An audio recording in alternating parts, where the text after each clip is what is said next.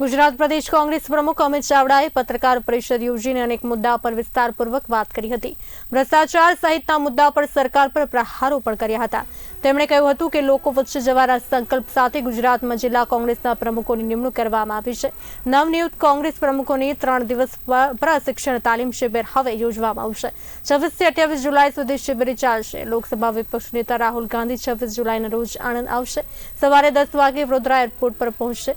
રાહુલ ગાંધી આણંદ જિલ્લાના રિઝોર્ટ ખાતે શિબિર યોજાશે, જેમાં રાહુલ ગાંધી 4 કલાક રોકાશે। સહકારી માળખાને આખા દેશને નેતૃત્વ ગુજરાતે આપ્યું।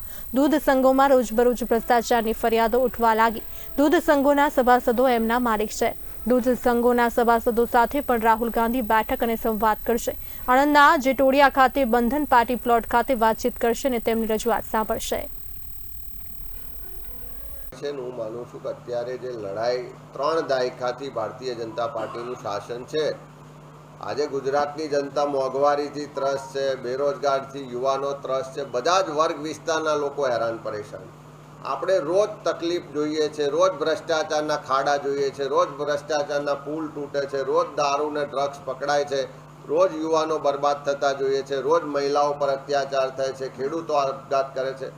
અને એ જે પ્રજાના પ્રશ્નો છે એની લડાઈ લડવા માટેનો અમારો સંકલ્પ છે ને આવનારા દિવસોમાં લડીશું।